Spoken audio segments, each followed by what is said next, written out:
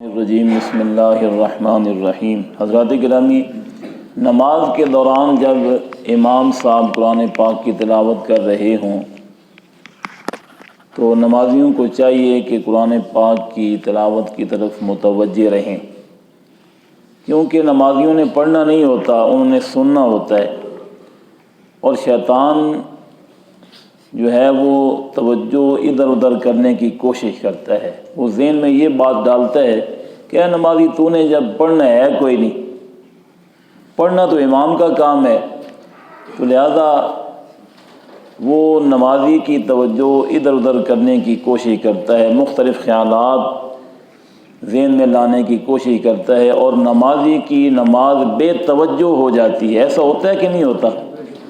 کیونکہ جو پڑھ رہا ہوتا ہے اس کی تو توجہ اپنی تلاوت کی طرف ہوتی ہے، اس کی مجبوری بھی ہوتی ہے کہ اگر وہ توجہ ادھر ادھر کرے گا تو وہ بھول جائے گا۔ لیکن نمازی حضرات عام طور پر چونکہ انہیں پڑھنا نہیں ہوتا، ان کی توجہ ادھر ادھر ہوتی رہتی ہے، تو کوشش یہ کرنی چاہیے کہ قرآن پاک کی تلاوت کی طرف توجہ رہے۔ اس کے کئی فوائد ہوں گے۔ ایک فائدہ تو یہ ہوگا کہ قرآن کریم پڑھنے کا جو انداز ہے وہ آ جائے گا۔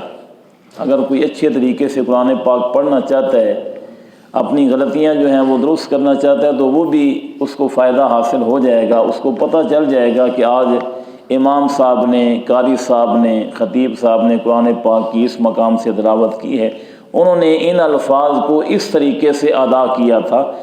کچھ علم جو ہے وہ سننے سے بھی حاصل ہوتا ہے، میرا پڑھنے سے علم حاصل نہیں ہوتا، کچھ علم جو ہے وہ سننے سے بھی حاصل ہوتا ہے۔ کئی باتیں ہم سنتے ہیں، کئی نعت خوان جو ہیں وہ نعتیں سنتے ہیں، بچے نعت خوانوں کی نعتیں سنتے ہیں، تو انہی کا انداز وہ اختیار کر لیتے ہیں، ہو بہو اسی طریقے سے وہ نعت شریف پڑھنا جو ہے وہ سیکھ لیتے ہیں۔ تو کچھ علم جو ہے وہ سننے سے بھی حاصل ہوتا ہے۔ تو قرآن پاک کی تلاوت کی طرف ہماری توجہ رہے گی تو ایک تو قرآن کریم کا فیضان ہمیں نصیب ہوگا، دوسرا یہ کہ ہمیں قرآن پاک صحیح طریقے سے پڑھنے کا انداز آ جائے گا۔ حال یہ ہے کہ الحمد شریف بڑی مختصر سی صورت ہے، اللہ کے خزانوں میں سے ایک بہت بڑا خزانہ ہے الحمد شریف۔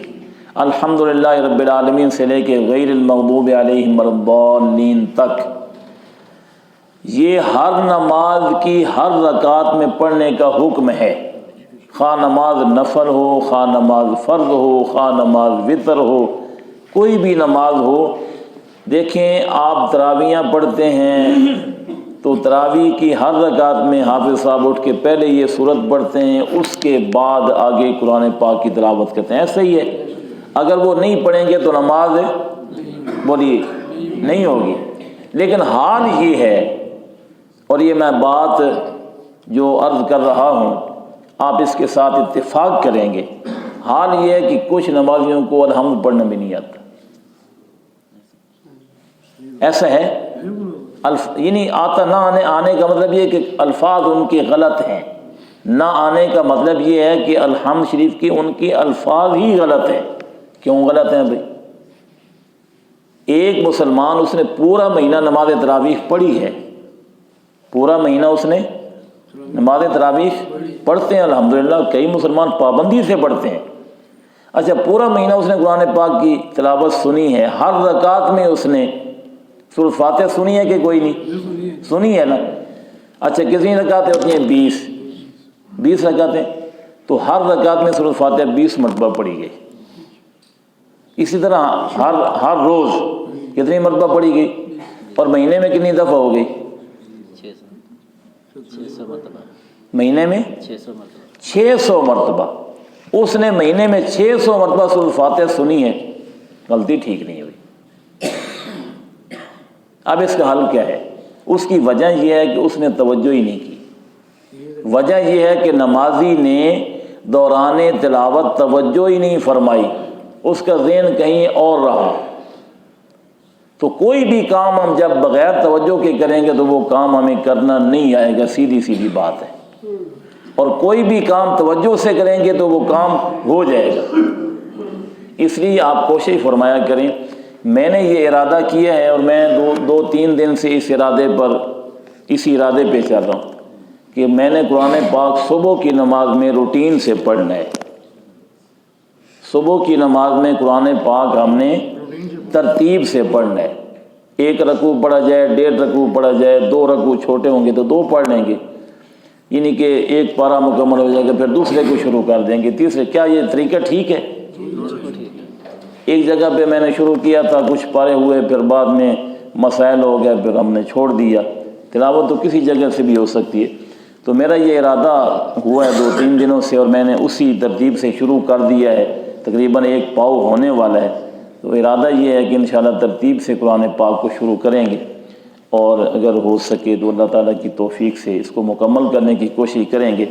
تو آپ حضرات کوشش فرمایا کریں کہ قرآن پاک کی تلاوت کو توجہ کے ساتھ۔ اور دوسرا فائدہ، جو سب سے بڑا فائدہ ہے، جو فائدہ ہمارا رب کریم ارشاد فرماتا ہے کہ اذا قرئ القرآن، جب قرآن مجید پڑھا جائے، اذا قرئ القرآن، جب قرآن مجید پڑھا جائے تو فانصتوا، اذا قرئ القرآن فاستمعوا له، اس کو غور سے سنو۔ جب قرآن مجید پڑھا جائے تو اس کو غور سے سنو، وانصتوا، اور چپ رہو۔ 2 حکم ہیں، اذا قرئ القرآن فاستمعوا له، جب قرآن مجید پڑھا جائے تو اس کو کان لگا کر سنو، یہ پہلا حکم ہے۔ وانصتوا، اور چپ رہو۔ فائدہ کیا ہوگا؟ لعلکم ترحمون، تاکہ تم پر رحم کیا جائے، تاکہ تم پر رحم کیا جائے۔ اس کا مطلب یہ ہے کہ اگر قرآن پاک پڑھا جا رہا ہے اور اس کو توجہ سے نہیں سن رہے، اس کو توجہ سے، تو ان لوگوں پر رحم نہیں ہو رہا، ان لوگوں پر رحم۔ یہ بات سمجھ میں آتی ہے کہ نہیں آتی؟ کیونکہ اللہ کریم تو رحم کرنے کے لیے فرما رہا ہے کہ تم اس کو کان لگا کر سنو اور خاموش رہو تاکہ تم پر رحم کیا جائے۔ تو جس نے کان ہی نہیں لگائے، جو خاموش ہی نہیں ہوا، اس کا مطلب ہے کہ وہ اللہ کریم کے رحم سے، اس کی مہربانی سے محروم رہا ہے۔ تو دوسرا فائدہ جو سب سے بڑا روحانی اور ظاہری فائدہ ہے وہ یہ ہے کہ توجہ کے ساتھ قرآن مجید، اور یہ آیت کریمہ جو میں نے آپ کے سامنے پڑھی ہے نا، یہ آیت کریمہ نازل ہوئی ہی اسی لیے کہ جب قرآن مجید امام پڑھ رہا ہو نماز کے دوران، جب نماز کے دوران قرآن مجید پڑھا جا رہا ہو۔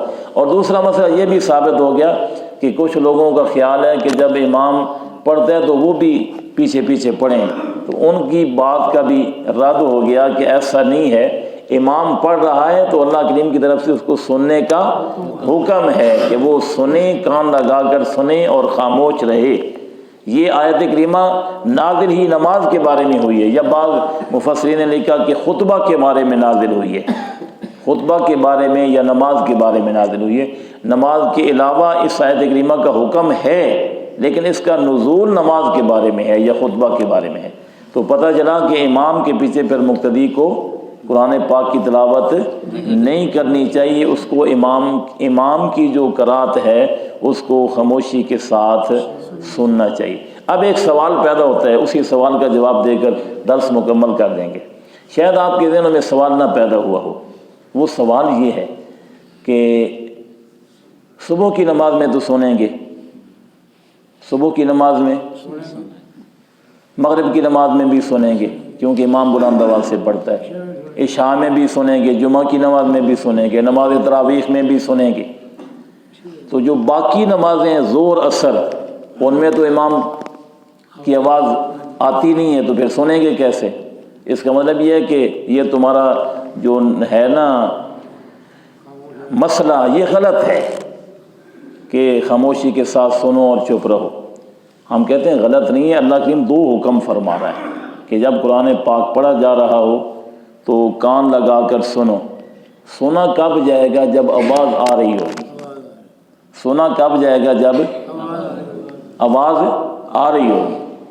ایک حکم ہے کان لگا کر سنو، دوسرا حکم ہے وانصتوا، اور چپ رہو۔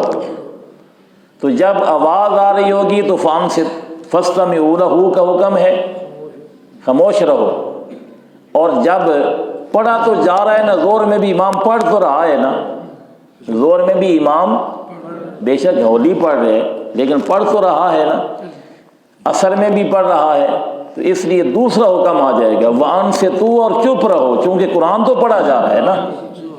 اپنی بات سمجھ آئی کہ قرآن پاک جب پڑھا جا رہا ہو تو دو حکم ہیں، ایک حکم ہے کہ کان لگا کر سنو، یہ کب ہوگا؟ جب آواز آ رہی ہوگی، ٹھیک ہے۔